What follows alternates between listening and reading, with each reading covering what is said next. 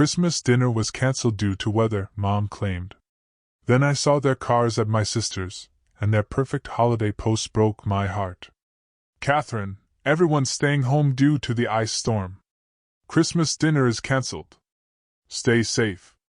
My mother's text message flickered on my phone, a stark pronouncement that instantly deflated my holiday spirit. Disappointment washed over me, yet I understood. Nashville winters could be treacherous, and an ice storm was a legitimate reason to cancel.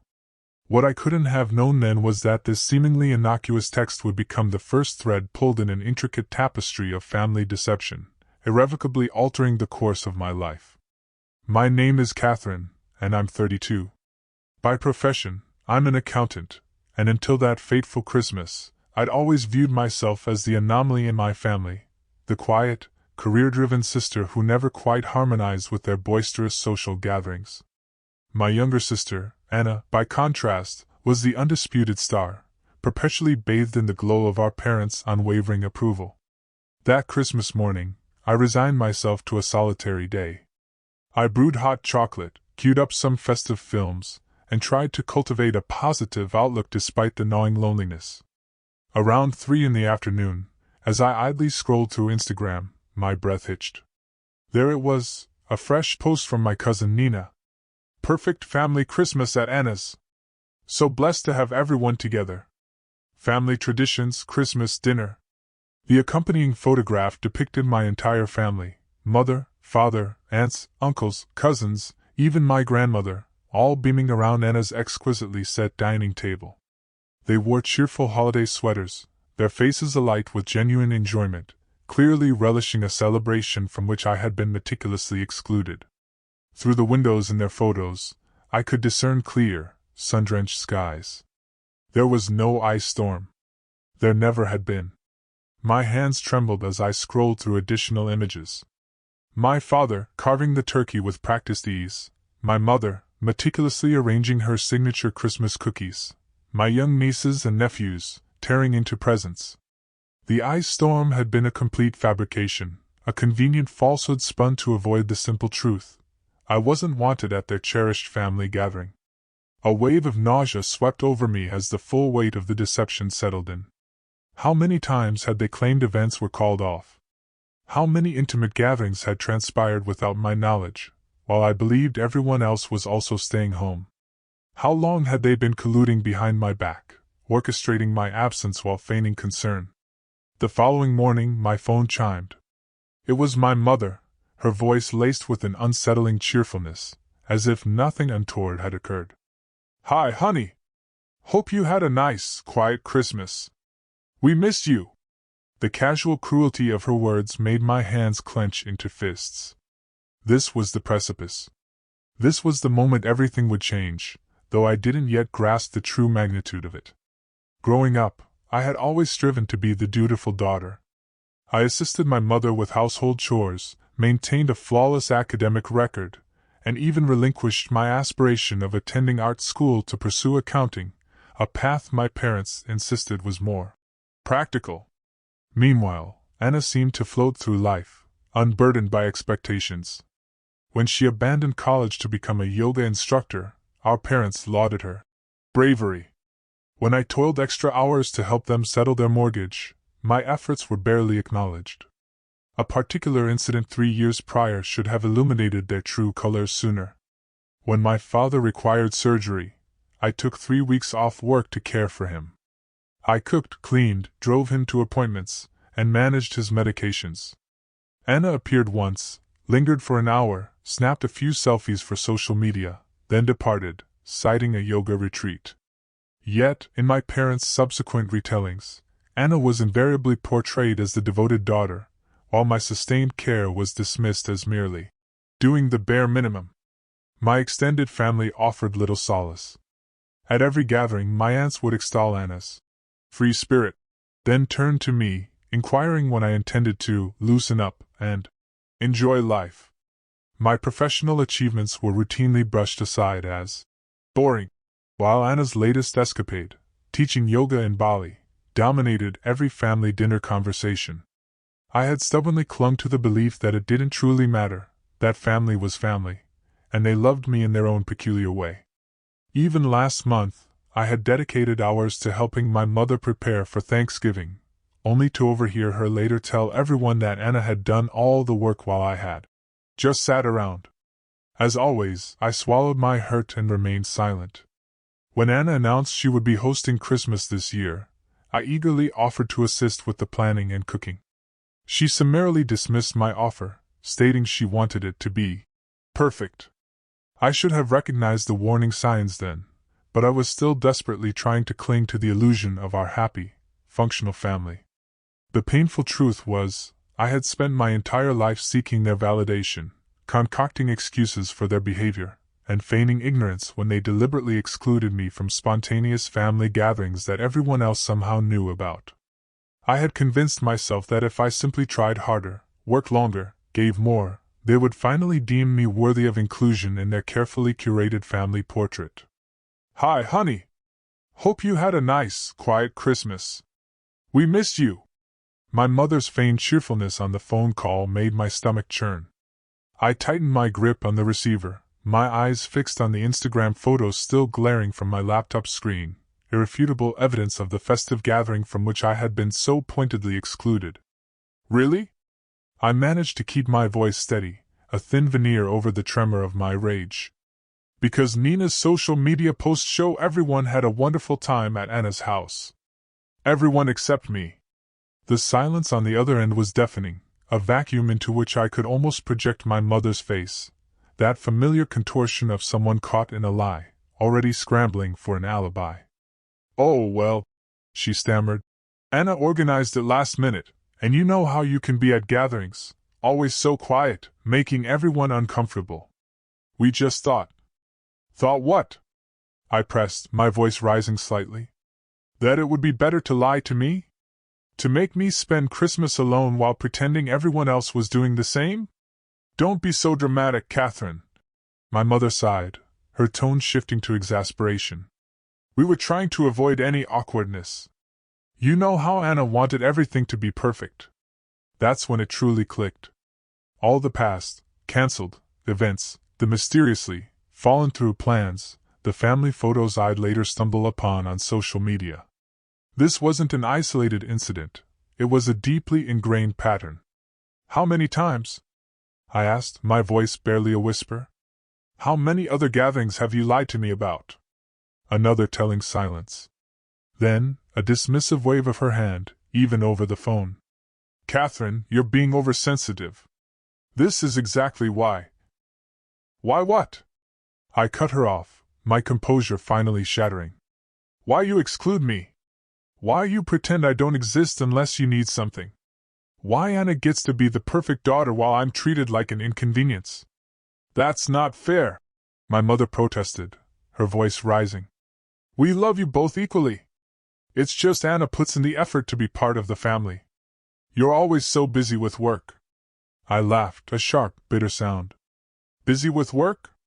You mean busy helping pay your mortgage?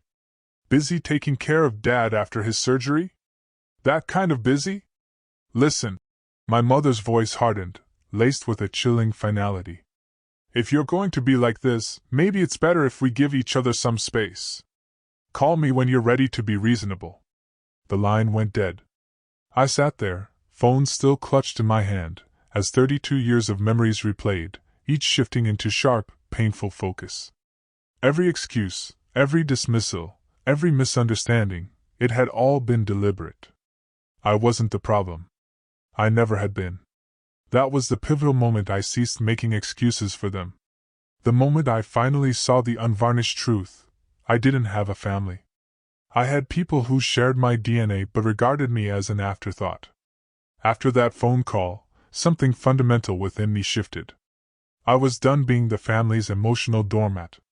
I opened my laptop and began composing an email, addressing it to my parents, my sister, my aunts, uncles, cousins, everyone who had been at that Christmas dinner. My fingers flew across the keyboard, years of pent-up feelings pouring out onto the screen. "I've seen the photos from Christmas dinner," I wrote.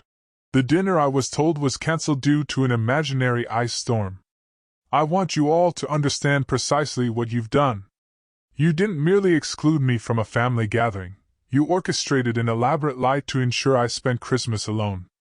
I attached screenshots of my mother's "Stay home, everyone's doing the same" text messages, juxtaposed with the social media photos showcasing their vibrant celebration. I hit send before a single doubt could creep in. Responses flooded my inbox almost instantly. My Aunt Marie feigned forgetfulness, claiming they forgot to tell me the plans had changed. Uncle Robert suggested I was overreacting. My cousin Nina, whose posts had inadvertently exposed their deceit, swiftly deleted all the Christmas photos and sent me a private message accusing me of causing unnecessary drama. Then came Anna's reply, a lengthy, condescending email about my supposed lack of effort at family events and her desire for one perfect holiday. She even had the audacity to imply that my exclusion was for my own good, as I obviously don't enjoy family gatherings. But it was my parents' reaction that truly unveiled their character. Instead of offering an apology, they launched a full-scale offensive. My mother began telephoning mutual family friends, spinning a fabricated tale about my having some sort of breakdown. My father dispatched a stern email, lecturing me on respecting family privacy, and deeming my airing our dirty laundry unacceptable. "You've really done it now," Anna texted me. "Mom's crying, everyone's upset, and it's all because you couldn't just accept that maybe you're the problem. This is exactly why we didn't want you at Christmas." I felt as if I had stumbled into an alternate reality.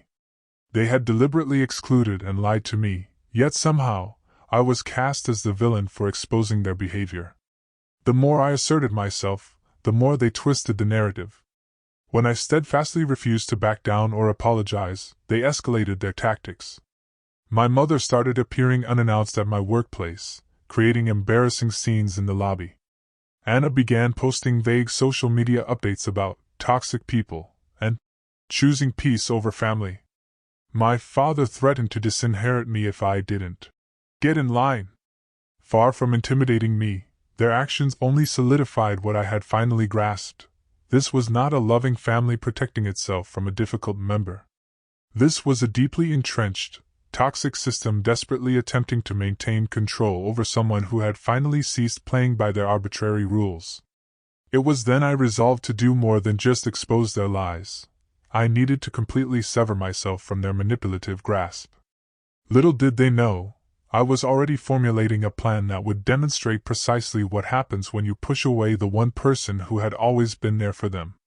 A week after my confrontational email, an unexpected message arrived from Rachel, an old family friend who had managed my parents' finances years ago before her retirement. "Catherine, I've been seeing what's happening with your family on social media," her message read. "There's something you need to know.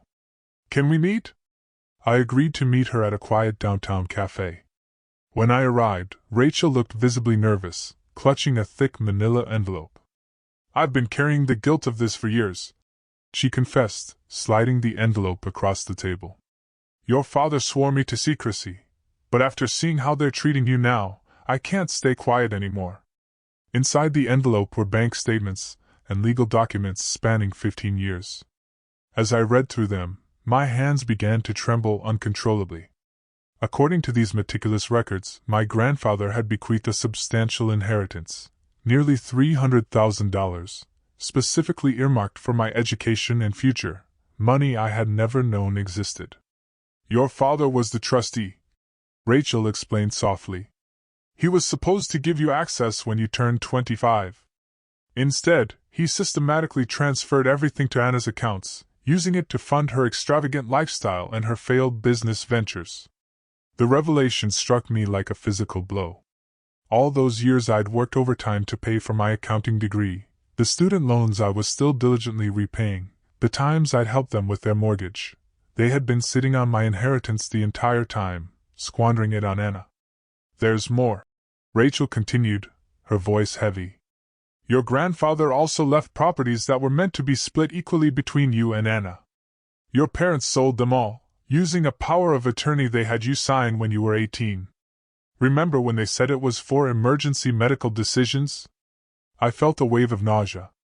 The document I had trustingly signed, believing it was for my parents' well-being, had granted them complete control over my financial interests.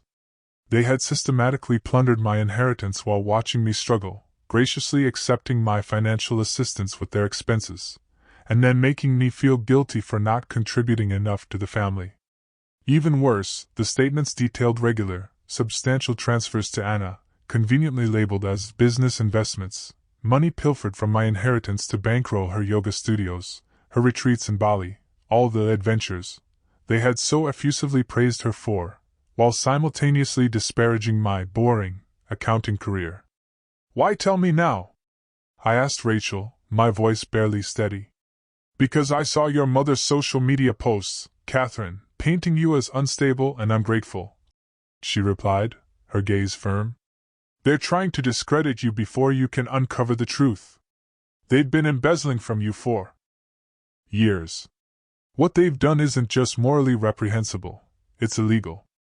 Everything suddenly coalesced into a horrifyingly clear picture: their escalating attempts to portray me as unreasonable, the empty threats to disinherit me when they had already stolen my inheritance, their desperate need to maintain the fabricated narrative that Anna was the successful sister while I was the problematic one.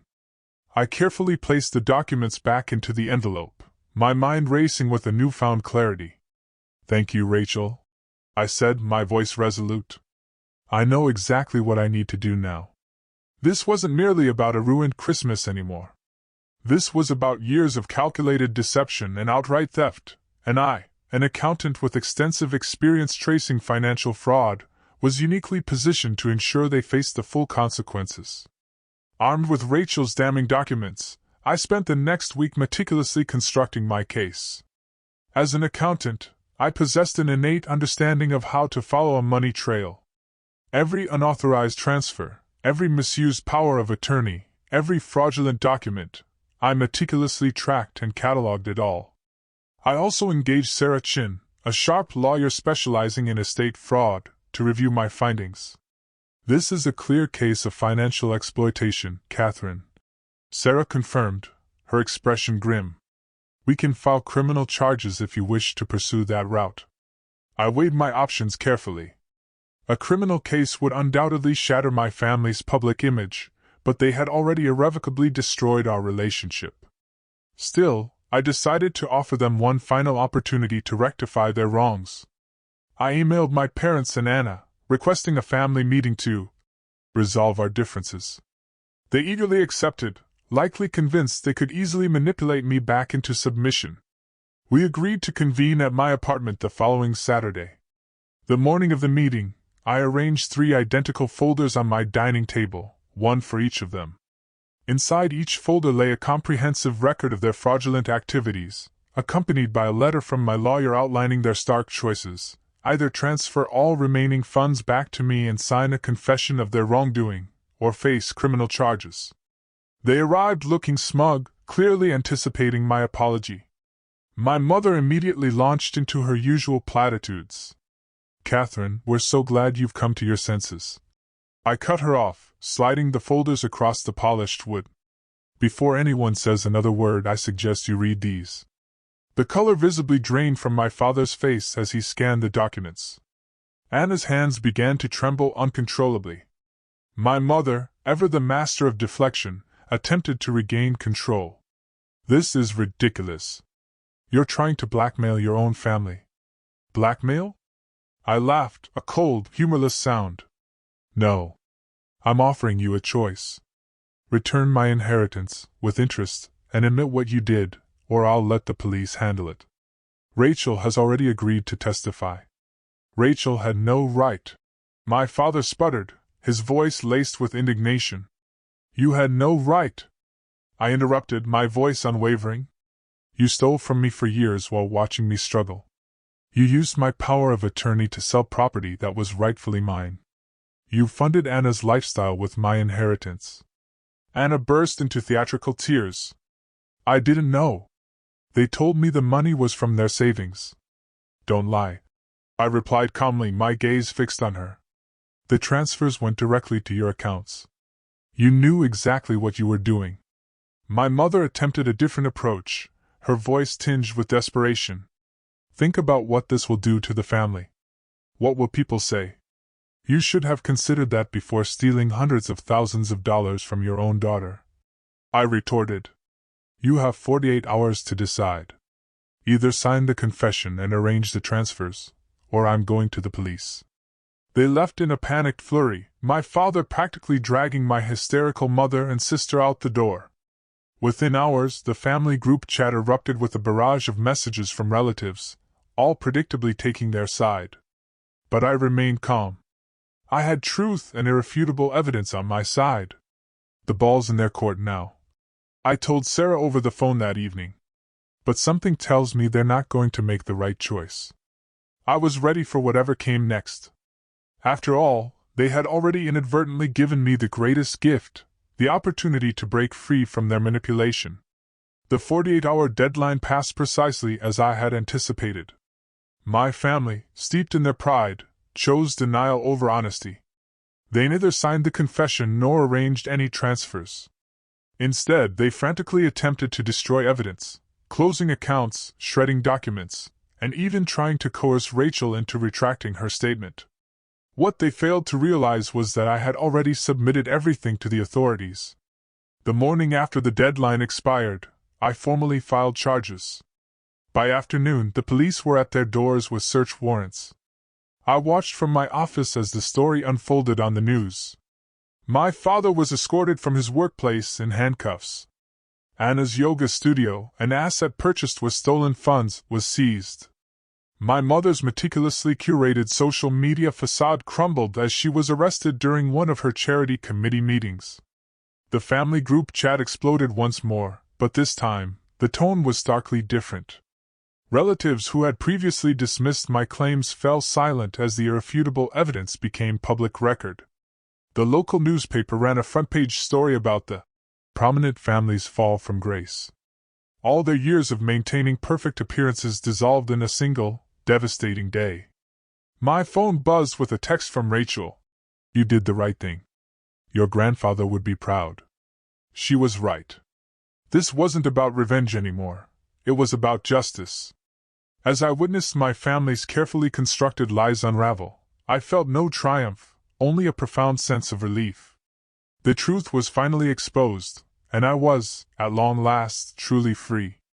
1 year later, I sat in my new home in Denver, watching the gentle snowfall outside my window. The protracted court case had concluded months ago. My father and mother had both accepted plea deals, agreeing to pay restitution. Anna's ill-gotten yoga empire had crumbled, and she had finally secured a real job as a receptionist. The perfect family image they had so assiduously labored to maintain was gone forever. Most of the relatives who had enabled their toxic behavior for years had ceased speaking to me, but to my surprise I found I didn't miss them. Instead, I had cultivated a new, authentic support system, genuine friends who prioritized honesty over superficial appearances, colleagues who respected my work ethic, and even a few distant cousins who had reached out to apologize for their past dismissiveness. Rachel visited me last week. Over coffee, she handed me an old photo album she'd discovered while cleaning out her office. Inside were faded pictures of my grandfather and me, moments I had almost forgotten. In one photograph, he was patiently teaching me to fish, both of us laughing at some long-forgotten joke. He always said you were the strong one, Rachel told me, her voice soft. He knew they favored Anna, but he believed you would overcome it. I touched the photo gently, remembering his kind smile. He had tried to safeguard my future through that inheritance, and though it had taken years, his final gift had ultimately bestowed upon me something far more valuable than money: the courage to stand up for myself and the boundless freedom to forge a life on my own terms. Sometimes, the best revenge isn't about getting even, it's about getting free.